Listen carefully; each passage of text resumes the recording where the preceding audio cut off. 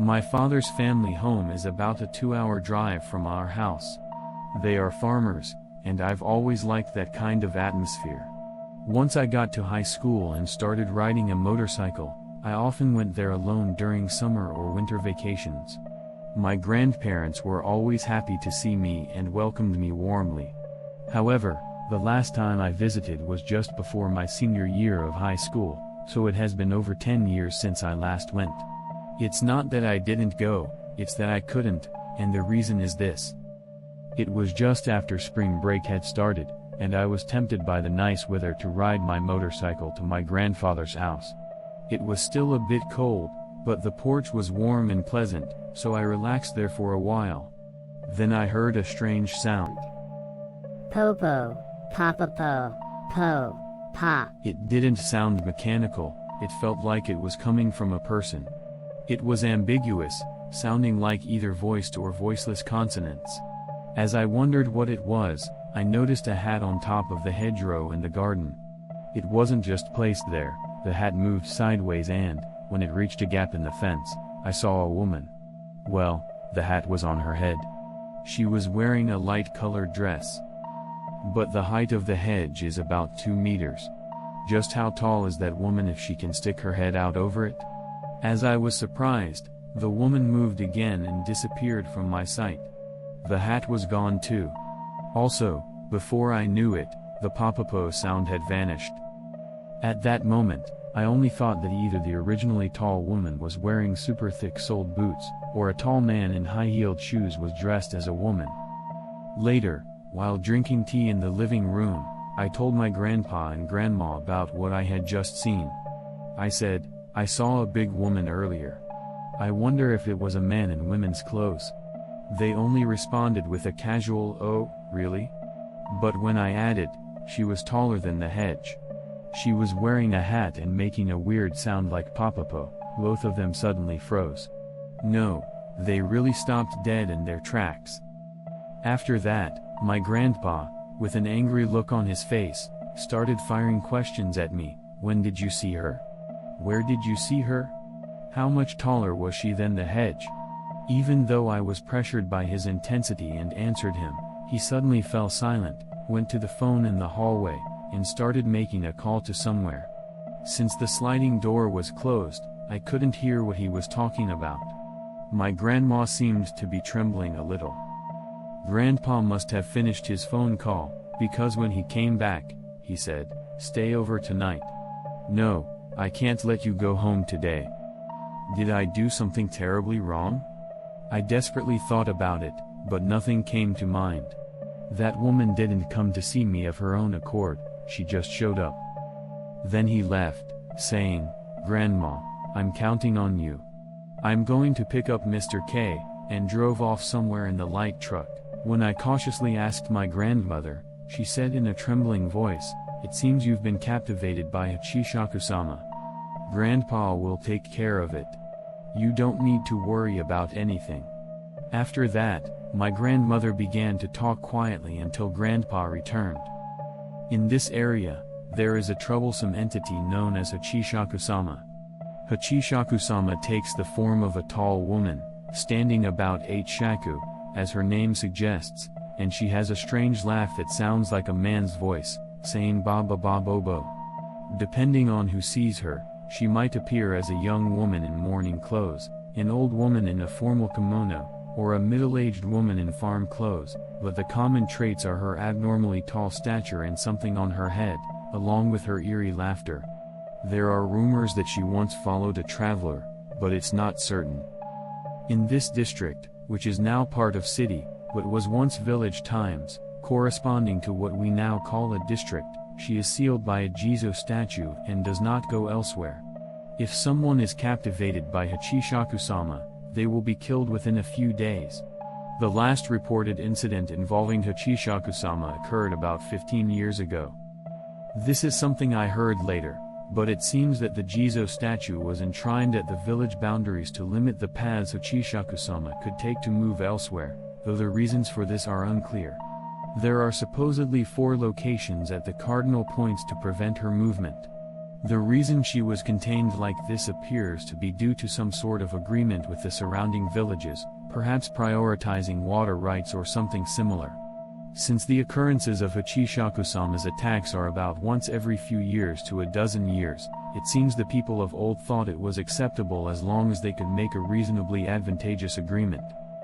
Even after hearing all this, it didn't feel real at all. Of course, it wouldn't. Before long, Grandpa returned with an old woman. "It has become quite a situation, hasn't it? Here, take this," said an old woman named Kay, handing me an amulet. After that, I went upstairs with my grandfather, where they were doing something. My grandmother stayed with me the whole time, even following me to the bathroom and not allowing me to close the door completely. It was then that I started to think, this feels a bit dangerous. After a while, I was taken upstairs and placed in a room. The windows were all covered with newspaper, and on top of that, amulets were stuck, with piles of salt in each corner. There was also a wooden box-like structure, not something you could call an altar, with a small Buddha statue on top. Additionally, there were 2 chamber pots prepared, though I had no idea where they came from. So, I was supposed to use these. The sun will set soon. Listen, you must not leave this place until tomorrow morning. Neither I nor your grandmother will call for you or speak to you. That's right, you must absolutely not leave until 7 o'clock tomorrow morning. When it hits 7, you can leave. I'll contact your family. Since Grandpa said this with a serious face, I had no choice but to nod in silence. Make sure to follow what I just said. Keep the talisman close at all times. If anything happens, pray in front of the Buddha, Kei-sen also told me. I was allowed to watch TV, so I turned it on, but even while watching, my mind was elsewhere and I couldn't focus. I had no desire to eat the rice balls or snacks Grandma had given me when I was locked in the room, and instead, I wrapped myself in a futon and trembled in fear. Somehow, I must have fallen asleep, because when I woke up, a late-night program was on, and when I checked my clock, it was just after 1 in the morning. I didn't have a mobile phone at that time. I thought to myself that it was an unpleasant time to wake up when I heard a tapping sound against the window. It didn't sound like small stones being thrown, it was more like someone gently tapping with their hand. I couldn't tell if the wind was causing the sound or if someone was actually knocking, but I desperately tried to convince myself it was just the wind. I took a sip of tea to calm myself, but I was still scared, so I turned up the volume on the TV and forced myself to watch it. At that moment, I heard my grandfather's voice. "Hey, are you okay? If you're scared, you don't have to force yourself." I instinctively moved closer to the door, but then I remembered my grandfather's words. Another voice came through. "What's wrong? You can come over here." It sounded incredibly similar to my grandfather's voice, but that wasn't his voice. I couldn't explain why, but I felt that way, and at the same time, goosebumps rose all over my body. I glanced at the salt mound in the corner, and I noticed that the top had turned black. I rushed to sit in front of the Buddha statue, gripping the talisman tightly, and began to pray desperately, "Please help me." At that moment, Papa Po, Po, Popo. I heard that voice, and the window glass started to tap, tap, tap. I knew it wasn't very tall, but I couldn't shake the image of it reaching up from below and tapping on the window. All I could do was pray to the Buddha statue. It felt like an incredibly long night, but morning still came, and before I knew it, the TV I had left on was showing the morning news. The time displayed in the corner of the screen was 7:13.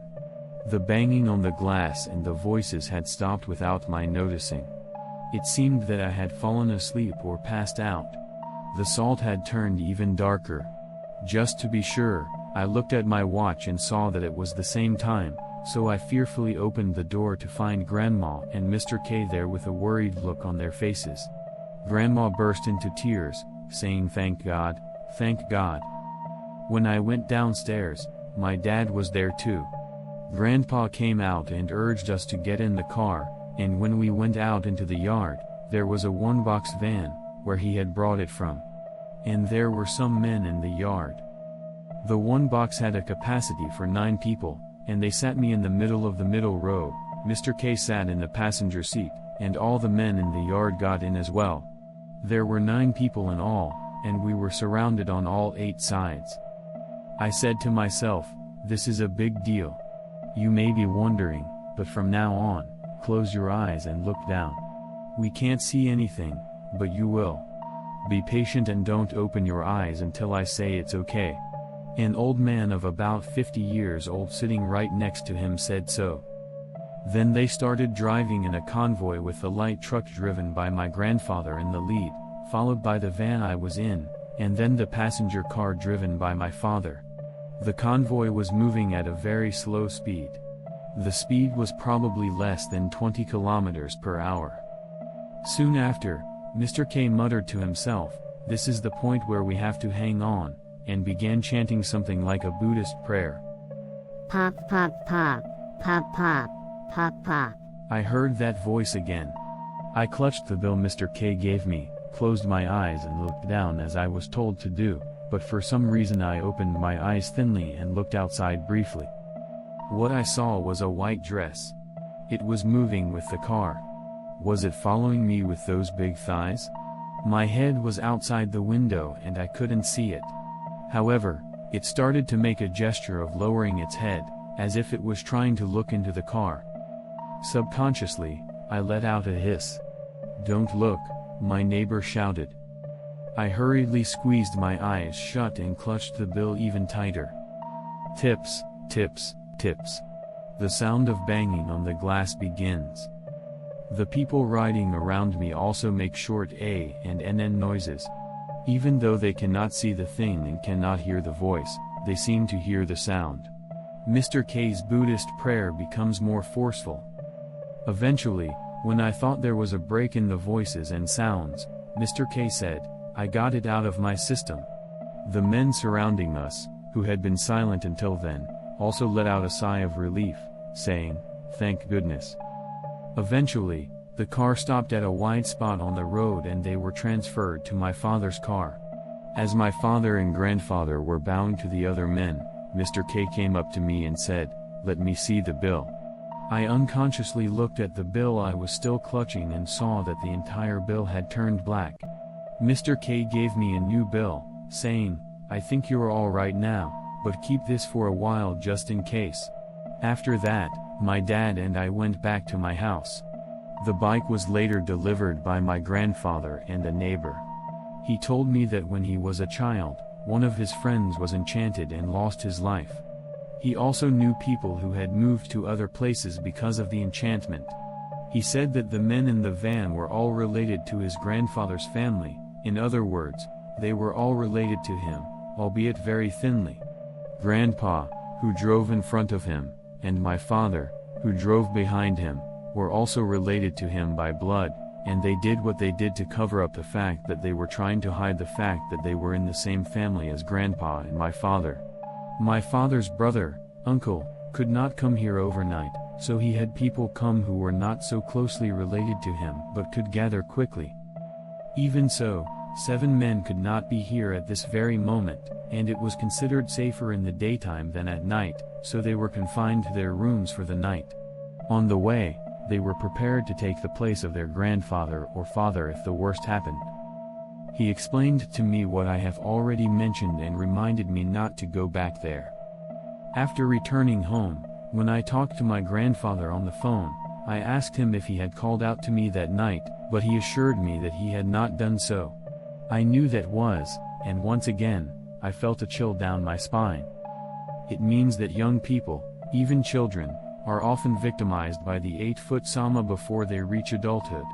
When children and young people are still in a state of extreme anxiety, they are more likely to forgive their relatives if they hear their relatives' voices saying such things to them. 10 years have passed since then, and when we tend to forget about the incident, an unfortunate later story has emerged. The Jizo statue that enshrines the 8-foot statue has been broken by someone. The one on the road leading to your house. Grandma died 2 years ago. Grandpa had passed away 2 years before, and of course he was not allowed to go to the funeral. Grandpa had died 2 years before, and of course she wouldn't let him go to the funeral. Now I tell myself that it must be a superstition, but I am still quite worried. I can't help but think that if I hear that voice saying, Papa,